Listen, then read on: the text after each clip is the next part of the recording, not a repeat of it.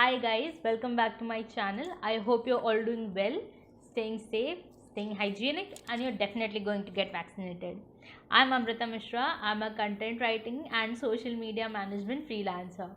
And today we are going to talk about which connection requests you should accept on LinkedIn. But before we get started, I would like you to subscribe to this channel and hit the bell icon so that you don't miss an update from mine. So let's get started. So when you start being more active on LinkedIn, you get a lot of connection requests, and obviously you can't accept them all, although that is a strategy that most people follow. But I won't recommend it because you have a limit of 30k connections and you would want them to be valuable connections, right? So I'm going to share 3 criteria that are crucial for me, and I hope they give you a little bit of clarity too.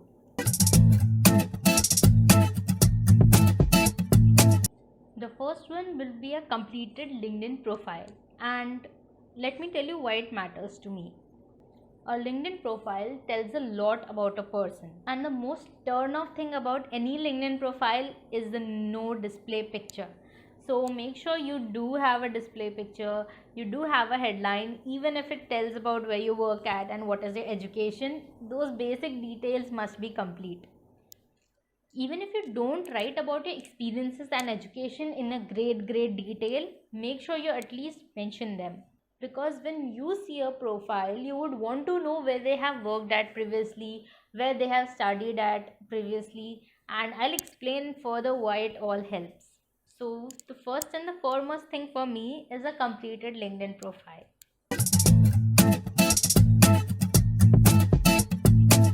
The second most important thing for me is their engagement. Are they commenting on other people's posts? Are they posting themselves? If they are posting, what kind of content they are posting? Are they just sharing other people's posts? And let me tell you why this is important for me. So the first thing is that I like people who express themselves on social media platforms.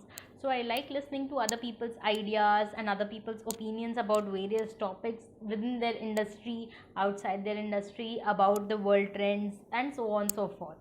So the very first reason is that I like hearing what people have to say.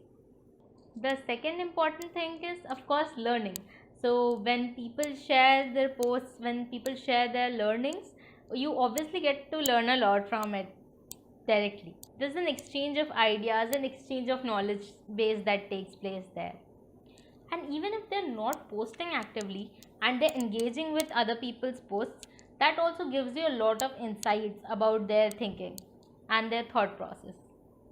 That's why it's an important metric for me to consider while accepting someone's connection request.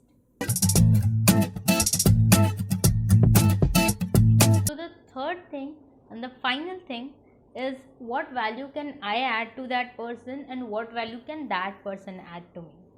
You never know who you might help on LinkedIn, or who you might need help from, right? Let's consider an example. Suppose you are a freelance content writer and you want to connect to a founder, because you're planning to start your own business in the future also, so you want to take some tips from them. So when you send them a connection request, make sure you mention, you personalize the connection request and send it to them. When you get connected and start talking, you can learn from their journey, as well as you can offer your own services to help them. So it's a win-win situation. They got a content writer and you got to learn from their experience. So these were the 3 criteria that were important to me. First is a complete profile. The second is the engagement on that particular profile. And the third is what value they can add to me and what value can I add to them.